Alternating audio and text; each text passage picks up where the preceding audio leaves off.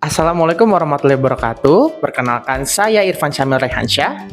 Saya Desti Sofiani. Dan saya Nadia Sandrin. Kami mahasiswa, tim dosen Ibu Tiwi Nur Astuti MPD, Ibu Sarina Hanifah MSI, Ibu Retno Ayu Puspita MPD, dan Dr.